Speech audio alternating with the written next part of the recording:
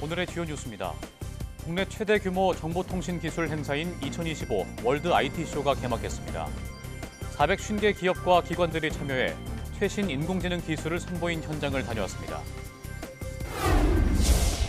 SK텔레콤이 최근 해킹에 의한 유심 정보 유출 사고와 관련해 큰 불편과 심려를 끼쳤다며 사과했습니다. 가입자들의 불안을 해소하기 위해 희망자에 한해 유심을 무료로 교체할 수 있도록 지원하기로 했습니다. 한국천문연구원이 참여한 국제공동연구진이 외계 행성 탐색 시스템을 활용해 토성 너머를 도는 장주기 슈퍼지구 외계 행성을 발견했습니다. 지금까지 발견된 장주기 슈퍼지구 중 가장 질량이 작고 행성 거리는 가장 먼 것으로 확인됐습니다.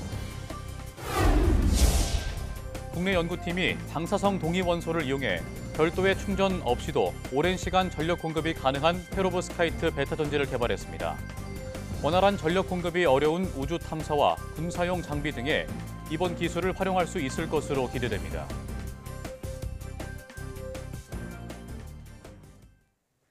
여러분 안녕하십니까? 사이언스투데이 시작합니다. 한국천문연구원이 참여한 국제공동연구진이 외계 행성 탐색 시스템 관측 자료를 활용해 토성 너머를 도는 장주기 슈퍼지구 외계 행성을 발견했습니다. 연구진이 이번에 발견한 행성은 지구보다 질량이 약 1.3배 크고 지구로부터는 14,000광년 떨어져 있습니다. 또 모성과 행성 사이 거리는 약 15억 킬로미터로 지금까지 발견된 장주기 슈퍼지구 중 가장 멀고 공전 주기는 40년 정도로 추정됩니다.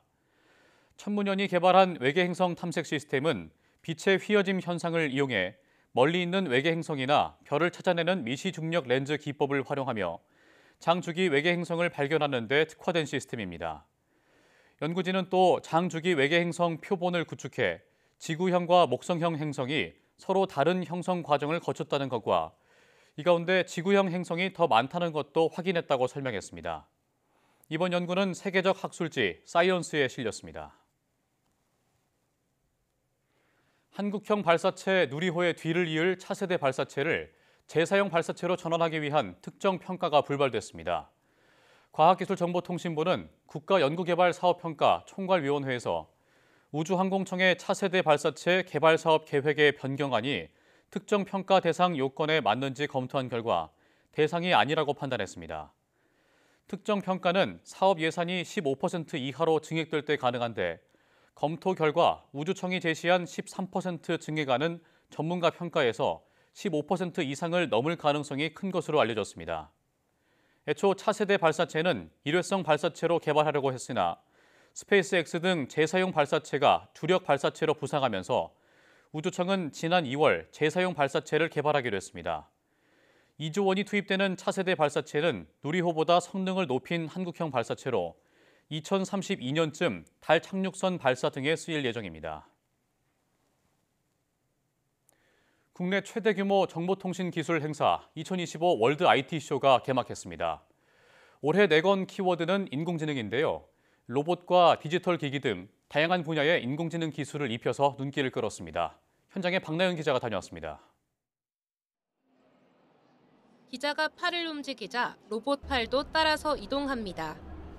주먹을 움켜쥐더니 로봇 팔이 미세한 집게를 이용해 물고기 인형을 가볍게 들어올립니다. 기존 로봇의 인공지능 기술을 결합한 건데 인간의 수만 가지 동작을 미리 학습시킨 다음 센서를 통해 실시간 감지하도록 한 겁니다. 센서에는 자동 탐지 기능까지 있어서 장애물이 보이면 스스로 동작을 멈추거나 피할 수도 있습니다. 올해로 17회째를 맞는 월드 IT쇼에는 국내외 400여 개 기업과 기관들이 참여해 첨단 기술을 선보였습니다. 생성형 인공지능과 증강현실 기술을 눈으로 직접 보고 체험할 수 있어서 관람객들의 관심이 뜨겁습니다. 인공지능을 사용해서 우리의 삶이 더 편리해지고 약간 어려움이 없어진 것 같아요. AI로 디지털 대전환, 과학기술로 미래선도라는 주제로 열린 이번 행사는 최신 기술을 공유하고 일상 속 깊숙이 들어온 AI가 만들 미래 모습을 구현하는 데 초점을 맞췄습니다. 이런 업체들이 글로벌 시장에 나가서도 또 경쟁력을 갖고 할 수 있도록 추경을 통해서도 AI 관련된 또 예산이 확충이 되기 때문에 앞으로도 그런 지원을 또 적극 해나갈 계획으로 있습니다. 정부는 AI 3대 강국 실현을 위한 정책적 기반을 다지고 인공지능 개발 지원 등 기술 사업화에 박차를 가한다는 계획입니다. YTN 사이언스 박나연입니다. 국내 연구진이 차세대 인공지능 핵심 기술로 주목받는 전기화학 메모리 소자 이크램의 작동 원리를 규명했습니다. 포스텍 신소재공학과 김세영 교수 연구팀은 텅스텐 산화물을 이용한 실험을 통해 이크램 내부 산소 결함이 전자 이동의 지름길을 형성한다는 사실을 확인했다고 밝혔습니다. 이크램은 메모리 내에서 연산이 가능해서 데이터 이동 없이 빠르고 효율적인 작업이 가능한 소자로 정보를 저장하고 전달할 때 전자가 쉽게 이동할 수 있는 환경을 만들어준 겁니다. 연구팀은 이크램의 복잡한 구조로 인해 그동안 작동 원리 규명에 어려움이 있었다며 이번 연구를 통해 스마트폰과 노트북 등의 AI 실행 속도가 향상되고 배터리 사용 시간도 늘어날 것이라고 설명했습니다. 국내 연구팀이 별도의 충전 없이도 오랜 시간 전력 공급이 가능한 페로브스카이트 베타 전지를 개발했습니다. 디지스트 에너지공학과 인수일 교수팀은 방사성 동위원소 전극과 페로브스카이트 흡수층을 직접 연결해 초기 베타 전지 대비 전자의 이동을 약 56만 배 높여 전기를 발생시키는 베타 전지를 개발했다고 밝혔습니다. 연구팀은 이번에 개발된 전지가 최대 9시간 동안 출력 안정성이 유지되는 등 우수한 성능을 보였다고 설명했습니다. 특히 장기간 전력을 공급받을 수 없는 환경에서 작업하는 우주 탐사와 군사용 장비 등에 이번 기술을 활용할 수 있을 것으로 기대하고 있습니다. 분단의 상징이었던 비무장지대 DMZ가 이제는 역사를 되새기고 생태를 체험하는 공간으로 바뀌고 있습니다. 경기도가 접경 지역에 조성한 DMZ 평화의 길 4개 테마 노선을 전면 개방했습니다. 최기성 기자가 보도합니다. 삼국시대 군사 요충지였던 호로고루입니다. 호로고루와 1968년 청와대 폭파 임무를 맡은 북한 무장공비가 남아있던 경로 등을 잇는 121 침투로 탐방 코스입니다. 경기도는 지난 18일부터 연천뿐 아니라 김포, 고양, 파주 4개 접경 지역에 DMZ 평화의 길을 운영하고 있습니다. 이 북한하고 접경돼 있다는 그런 것 때문에 좀 긴장도 되고 그런 면은 좀 있었어요. 그렇지만은 아주 경치도 좋고 볼 만한 곳이 많아가지고 상당히 어떤 의미 있게 걷고 있습니다. 각 지역의 역사 생태 자원을 활용한 코스로 운영됩니다. 파주는 도라전망대에서 북한 개성 시내가 한눈에 들어오고 김포는 한강 하구와 북한 선전마을 조망이 특징입니다. 고향에선 장항습지의 다양한 생태 환경을 직접 체험할 수 있습니다. DMZ는 전 세계 외국인들이 가장 가고 싶어하는 관광지 1위가 될 만큼 희귀한 장소이니 이 부분에 대해서 큰 감동을 느끼기 위해서 참여해 주시면 좋을 것 같습니다. 탐방은 사전 예약제로 운영하고 평화의 길 누리집과 두루누비 앱을 통해 신청할 수 있습니다. 한 회당 20명씩 참여할 수 있고 민통선을 통과하기 때문에 신분증 지참은 필수입니다. 참가비는 $10,000이고 지역 상품권이나 특산품으로 전액 환급됩니다. YTN 최기성입니다. 요즘 전북 고창과 군산에서는 보리를 주제로 한 축제가 한창입니다. 영화와 드라마의 감성을 더한 풍경 속에서 농촌의 정치와 추억을 함께 느낄 수 있는데요. 윤지아 기자가 전해드립니다. 거대한 노란 물결이 바람에 출렁입니다. 꽃향기 가득한 유채꽃밭이 봄의 절정을 알립니다. 이곳은 최근 인기를 끌고 있는 유명 드라마의 촬영지인데요. 사람들은 줄을 서서 사진 찍기 한창입니다. 나는 거의 14살 때부터 준비했거든?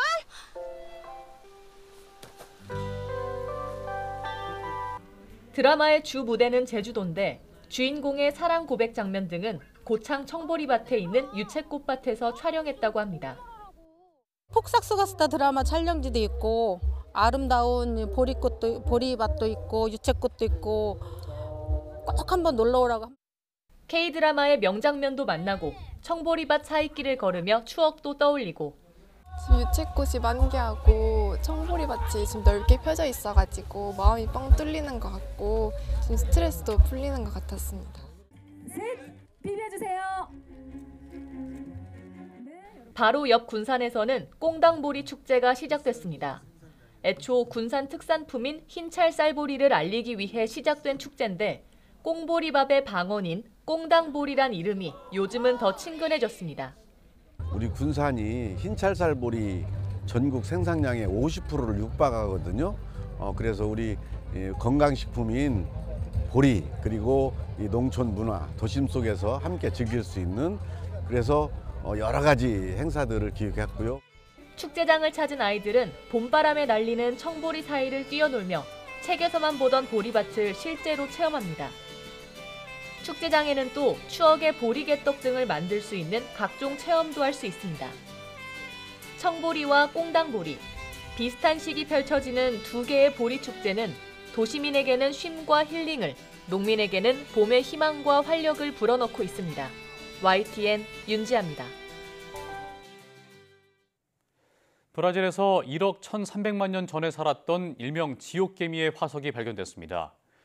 브라질 상파울루대 연구진이 북동부 아라리페 분지의 초기 백악기 지층에서 발견된 개미 화석을 분석한 결과 1억 1,300만 년 전에 살던 종인 지옥개미로 밝혀졌습니다. 연구진은 백악기에만 존재했던 가장 초기 개미인 지옥개미가 브라질에서 발견된 것은 개미가 알려진 것보다 더 일찍 진화해 세계로 확산했음을 시사한다고 말했습니다. 지옥개미는 백악기에만 살다가 멸종한 개미로 먹잇감을 붙잡거나 찌르는 데 사용된 것으로 보이는 긴 낫 모양의 턱이 있습니다.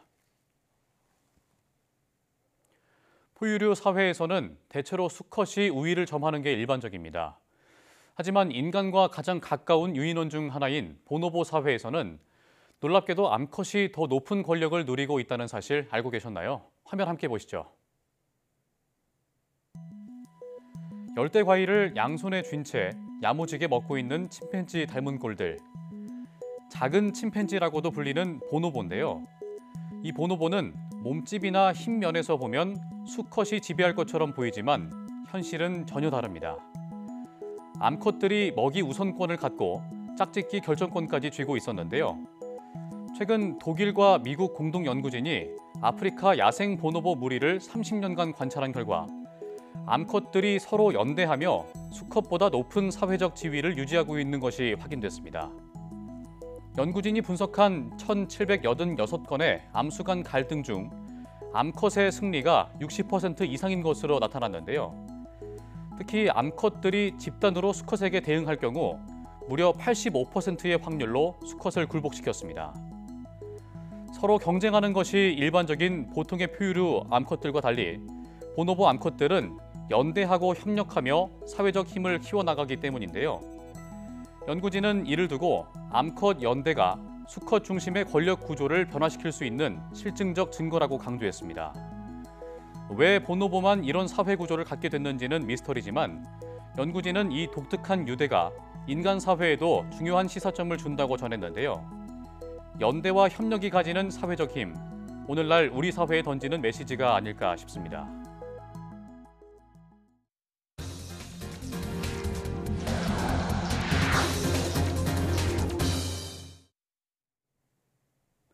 SK텔레콤이 고객 정보를 탈취당했다는 사실을 알기 하루 전 이미 해킹 공격을 인지했고 신고 규정도 어긴 것으로 파악됐습니다.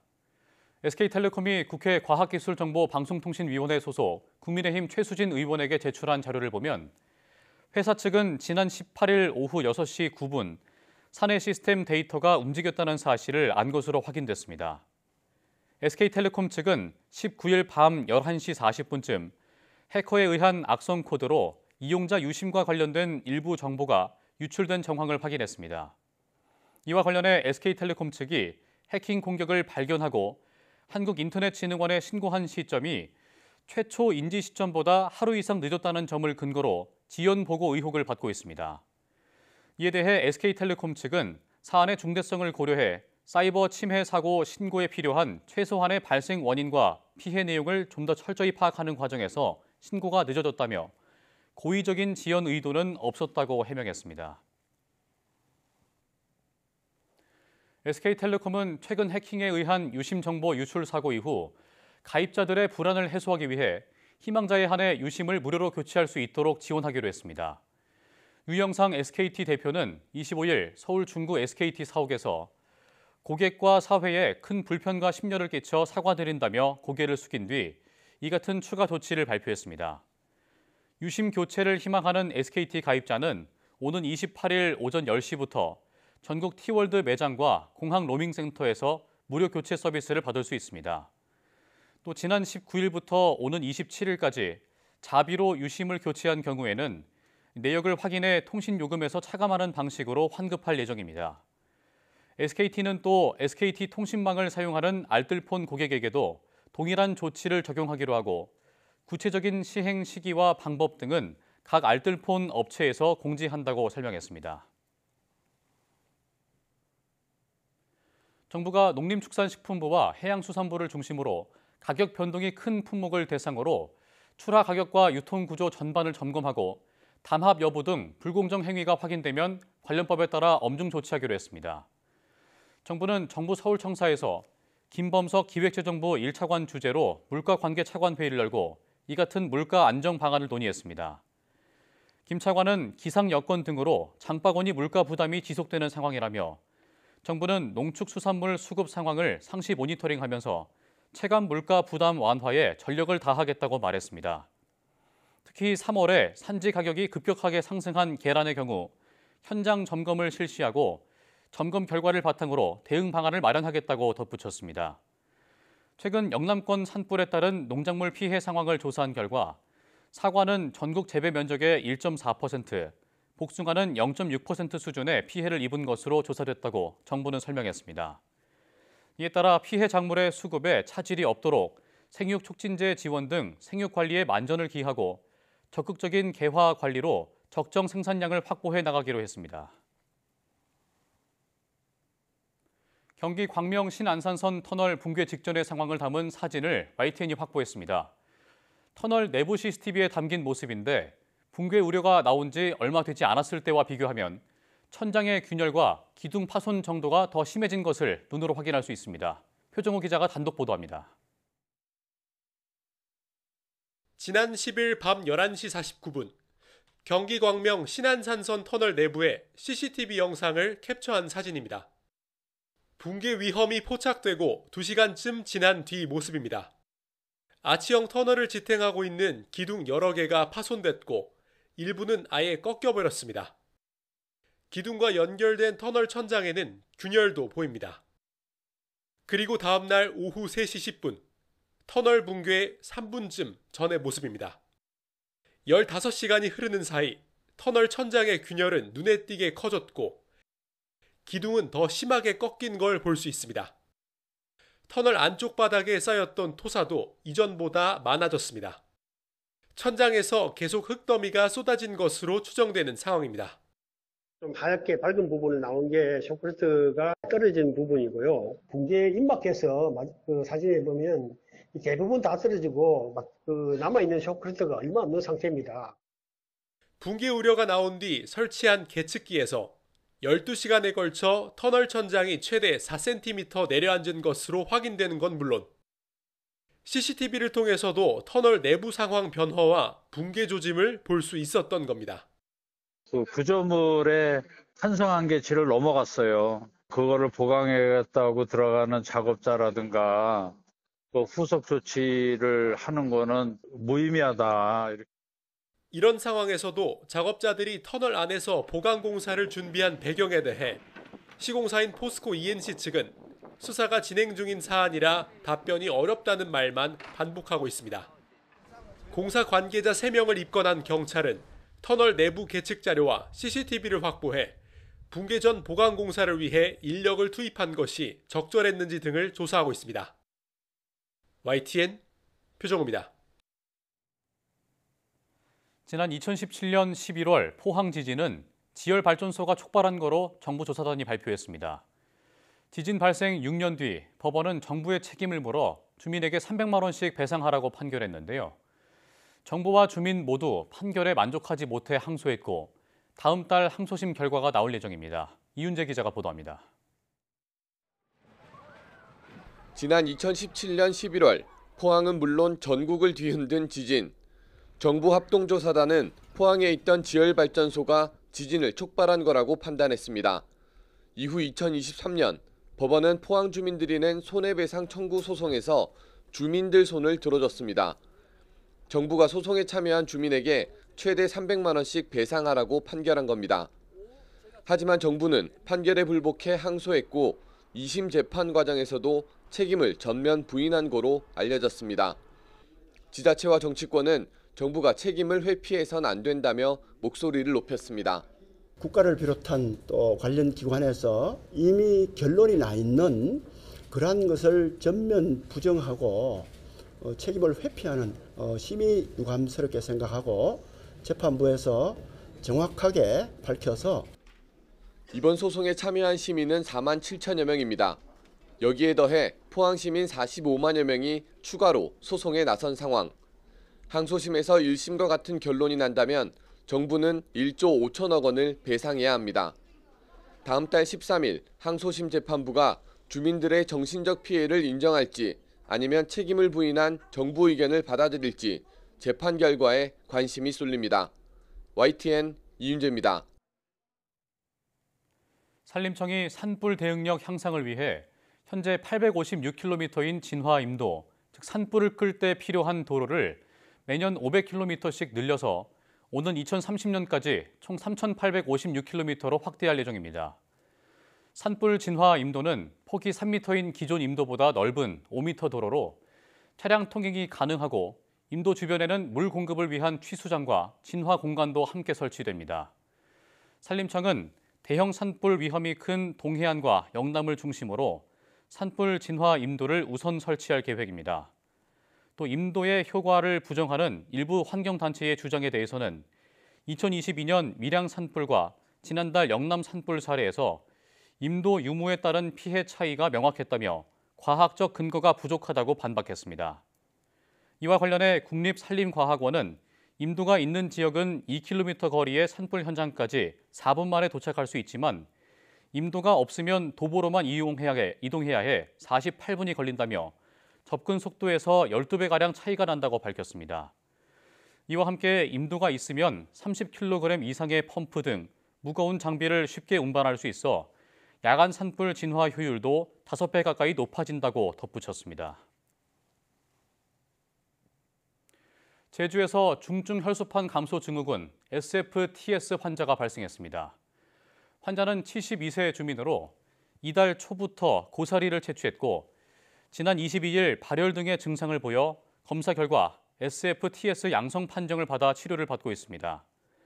중증 열성 현소판 감소 증후군 SFTS는 참 진드기에게 물려 발생하는 감염병으로 고열과 구토, 설사 등이 나타납니다. 진드기는 봄부터 가을까지 활동이 왕성해 이 시기 야외 활동 후 2주 이내에 고열과 구토, 설사 등이 있으면 바로 병원 등을 방문해 진료를 받아야 합니다. 이른바 4세 고시 등 영유아 사교육 문제가 논란인 가운데 서울 강남 3구 만 9세 이하 아동의 정신 건강이 심각한 수준인 것으로 나타났습니다. 국회 교육위원회 더불어민주당 진선미 의원이 건강보험심사평가원에서 받은 자료를 보면 지난해 서울 서초구와 강남구, 송파구에 사는 만 9세 이하 아동의 우울증, 불안장애, 건강보험료 청구 건수는 5년 만에 3배 넘게 늘어났습니다. 특히 지난해에는 강남 3구의 평균 청구 건수가 1,103건으로 서울 25개 자치구 평균인 291건의 4배에 육박했습니다. 전국 9세 이하 아동의 우울증, 불안장애 건보료 청구 건수는 지난 2020년 15,407건에서 2024년 32,601건으로 2배 증가했습니다. 영유아를 대상으로 한 조기 교육이 원인으로 지목되고 있는 가운데 지난해 서울에 있는 영어 유치원 240곳 중 59곳이 강남 3구에 집중해 있는 것으로 나타났습니다.